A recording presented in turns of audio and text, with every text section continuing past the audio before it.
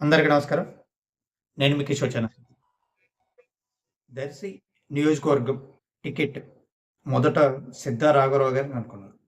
అయితే ఆయన వైసీపీతోనే ఉండడానికి నిర్ణయించుకున్నారు.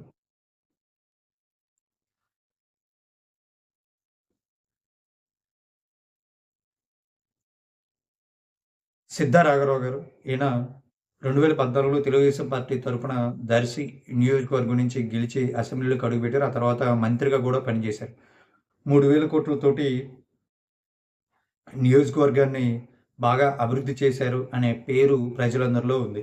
దీంతోటి 2024 ఎన్నికల్లో టీడీపీకి క్యాండిడేట్ ఎవరూ లేరు అనుకుంటున్న సమయంలో సిద్ధా రాఘరావు గారు అయితేనే ఖచ్చితంగా లోకల్‌గా ఉన్న వైసీపీ లీడర్ బూచేపల్లి శివప్రసాద్ రెడ్డి గారిని ఎదుర్కొని విజయం సాధిస్తారు అనే నమ్మకం తెలుగుదేశం పార్టీ కార్యకర్తలందరిలో ఉంది.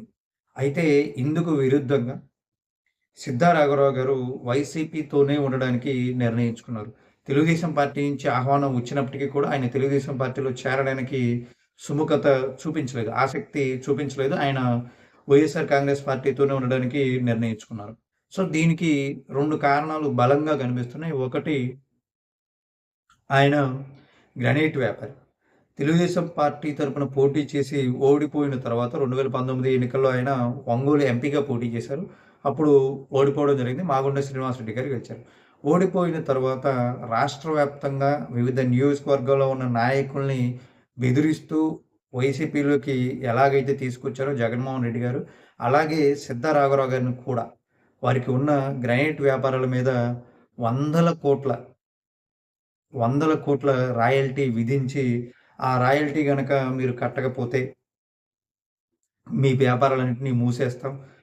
లేదంటే మా పార్టీలో గనక చేరితే ఆ రాయల్టీని మాఫీ చేస్తాం. సో, ఇలాంటి ప్రతిపాదనతోటి ఆయన్ని వైసీపీలో చేర్చుకున్నారు జగన్మోహన్ రెడ్డి గారు.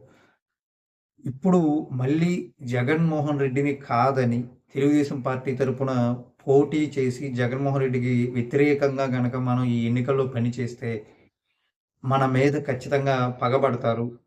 అనవసరంగా పెద్ద పెద్ద వ్యక్తులతోటి వైరం పెంచుకోవడం ఎందుకు? ఒకవేళ తెలుగుదేశం పార్టీ గెలిస్తే రేపు ఎమ్మెల్సీ పదవి తీసుకోవచ్చు అంతగా కావాలి అనుకుంటే అనే ఉద్దేశంతోటి ఆయన వైసీపీతోనే ఉండడానికి నిర్ణయించుకున్నారు.